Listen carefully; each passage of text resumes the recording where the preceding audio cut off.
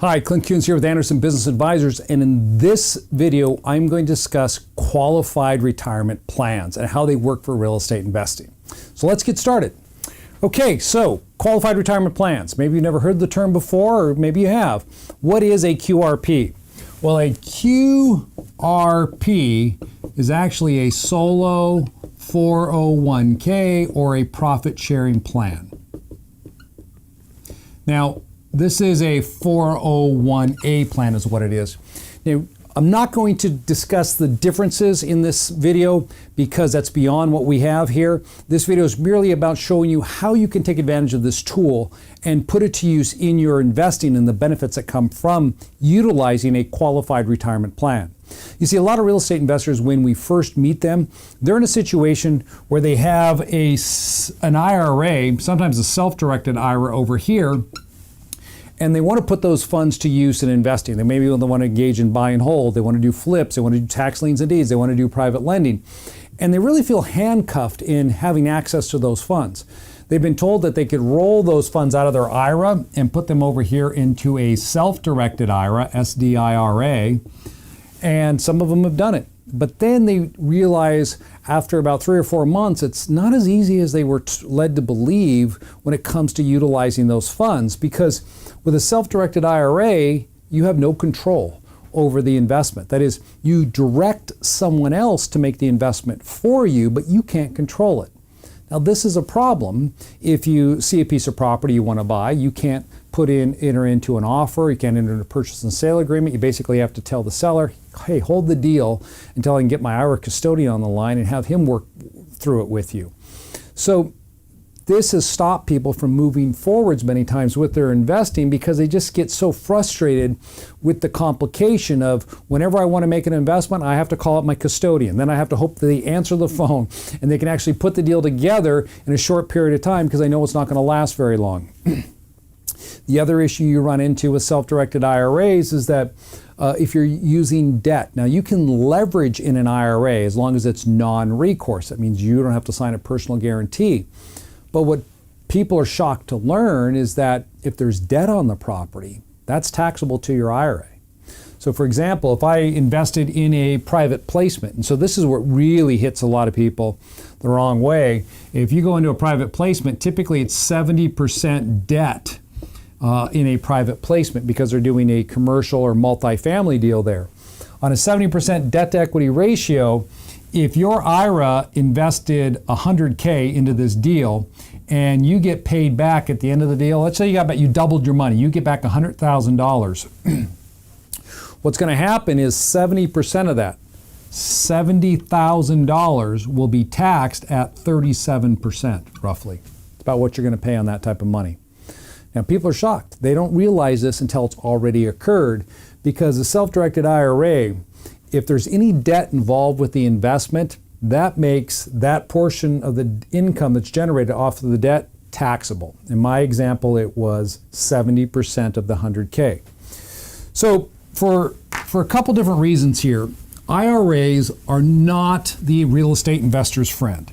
Number one, lack of control. Right? You always have to work through a third party, and you have debt on debt equals taxation inside of an IRA. That can be a problem.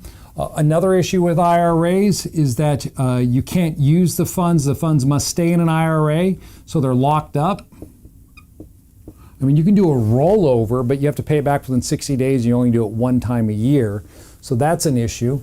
And you have a lot of prohibitive transaction issues.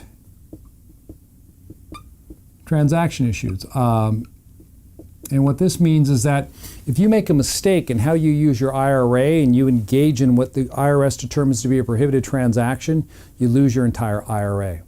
And here's what makes it even worse, is that when that occurs, you could lose, when I say lose your IRA, you lose the tax deferred status, but you have to pay income tax, early withdrawal tax, and penalty taxes, which could possibly wipe out 60 to 70% of the money that's held inside of there off of one simple mistake. So what is the preferred method then for many real estate investors? Well, it's to create what we call a QRP over here, Qualified Retirement Plan. and take these funds that are in your IRAs, here's my IRA over here, be it self-directed or whatnot, and roll it into the QRP. So you can roll them in. That's a tax-free rollover. Heck, if you're married, your spouse, your business partner over here, their IRA, they can also roll those funds in. So you can pool your money together inside of one account. Now, when it's inside of this qualified retirement plan, you don't have this lack of control issue anymore because you actually are the one in control. You are what's called a trustee. And so as a trustee, you make all the investment decisions. You actually have a checkbook on that is tied to the account in the name of this QRP that you can actually use for your investing. So if you needed certified checks to do buy it foreclosure, tax lien, something like that, you can handle all that. I mean, it makes it really hard when you use self-directed IRAs to get certified checks. Oftentimes you can't get them. I mean, you're not even supposed to hold those. And so that takes a lot of investment opportunities away from you. But inside of a QRP, now we've put them back into your control because you're the trustee. This debt issue right here. So with a QRP, if I was going to invest in a syndication or a single family where I'm borrowing money, no longer a concern for me because the debt does not apply to QRPs. It only applies to IRAs, so you avoid taxation on debt. That's a really cool thing about the QRP. With prohibited transactions, unlike the IRA where you're one and done if you mess it up, with the QRP, they don't have those same rules. I mean, you can make a mistake and it's not going to blow your account. All it's going to do is you're going to get taxed on the amount of money you utilized with that mistake. So if I had $350,000 in this QRP and I used $75,000 for an investment and I did something wrong, entered into a prohibited transaction, then on that deal, I might pay about $14,000 in tax on it.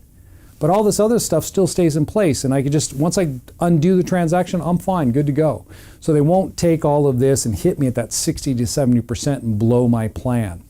Locked up, your funds aren't really locked up inside of the QRP because you can borrow out of here. You can borrow up to $50K out of your plan, and rather than having 60 days to repay it, you have 60 months to repay those funds. So you do have some access to your funds that are held inside of there. Now that's good if you're a real estate investor because there may be a deal that you're wanting to take down personally and you need a little extra money to do it. Well, here you go. You've got money. I mean, if it was your IRA, you probably didn't want to do that deal because you have to make sure you're in and out within 60 days. Now you can do that deal if you have a QRP because you have 60 months. You've got some breathing room there. So that's why I like qualified retirement plans as well. So these types of plans also allow for you to defer income. You have greater contribution limits. You know, IRAs, contribution limits, say $6,000. Here, you're going to have $19,000 on a 401k, up to $57,000 overall inside of the plan. I mean, really big contributions here that can go in tax deferred. Maybe they'll go in tax free if you choose not to take a tax deduction for them now and pull them out tax free later on. So there's a lot of different areas we can go with a QRP. In fact, you can actually take your money out of your IRA, roll it into a QRP, and start up another business. I mean, you actually use that to fund your corporation that's going to go out there and invest in real estate. So this is a very powerful tool that so many people miss out on because the IRA industry has done a tremendous job of marketing themselves as the sole answer to giving you access to your IRA funds. Well, there's another side to it. It's a side that I like to operate on, which is flexibility and control. Liking to have the ability whenever there's an opportunity that presents itself, I know that I've set up my structures in a way in which I'm ready to take action. But here's the thing. You need to work with a qualified professional. Everything that I've been talking about and how you use these, this is not something you're going to do on your own. You should call us up, set up a strategy session. We have experts within our firm that know how to set these things up, to do the things that I'm talking about, to have the right sponsoring entity so you can gain control over your retirement funds and put them to work for yourself in your real estate investing. It's another source of funds that are out there that you can utilize that you may not have been aware of because you've still been stuck in this IRA quagmire over here that's been holding you back.